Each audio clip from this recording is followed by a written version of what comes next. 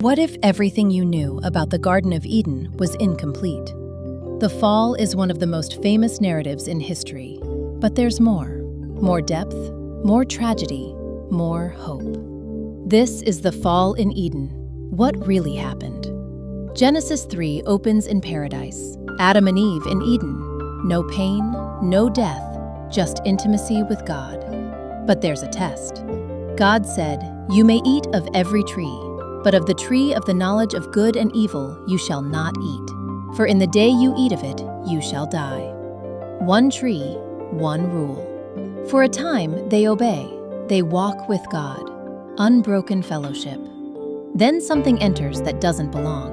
The serpent, craftier than any beast. Satan, the deceiver. He asks, "Did God actually say, 'You shall not eat of any tree'?" Not denying God's word, questioning it, creating doubt. Eve, "We may eat of the fruit, but God said, 'You shall not eat of the tree in the midst, lest you die.'" The serpent, "You will not die. God knows when you eat, your eyes will open, and you'll be like God."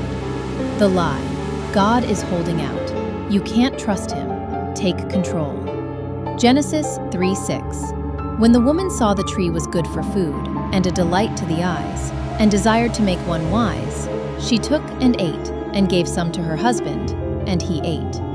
Adam was with her. Not just Eve's sin, humanity's sin. Both doubted God. Everything broke. Then their eyes opened, and they knew they were naked. They sewed fig leaves together. The serpent promised opened eyes. They got them, but not as promised. Instead of godlike, they became ashamed, afraid, guilty. Fig leaves, humanity's first attempt to hide and fix it themselves. They heard God walking. Joy became terror. They hid.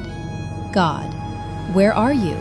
Not because he doesn't know, giving them a chance to confess. Adam, I was afraid because I was naked. God, who told you? Have you eaten of the tree? Instead of confessing, Adam blames Eve. And God, the woman you gave me, she gave me fruit. Eve blames the serpent. The serpent deceived me. No responsibility. Sin separates us from God and each other. God judges. To the serpent, "Cursed are you." But then prophetic, to Satan, "I will put enmity between you and the woman, between your offspring and hers. He shall bruise your head, you shall bruise his heel." The first Savior promise. Someone will crush the serpent. Satan will strike his heel, but the Savior delivers a death blow. The first gospel. In judgment, redemption planned. To Eve, "I will multiply your pain in childbearing." To Adam, "Cursed is the ground. By sweat you'll eat bread, till you return to dust." Toil, death. But before expelling them, God does something remarkable. Genesis 3:21. The Lord made garments of skins and clothed them. They tried fig leaves. God gave skins. An animal died. Blood was shed. The first sacrifice.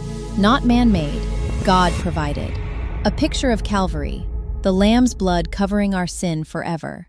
God expelled them. Not cruelty, mercy. If they stayed, they'd live forever in sin. Cherubim and flaming sword guard the entrance. Eden lost. Hope not. What does this mean for us? Everything. This isn't just their story, it's ours. We still hear, "Did God really say?" You can't trust him. We still grasp for control. We still hide with fig leaf excuses. But good news. Just as God sought Adam and Eve, he seeks us. Where are you?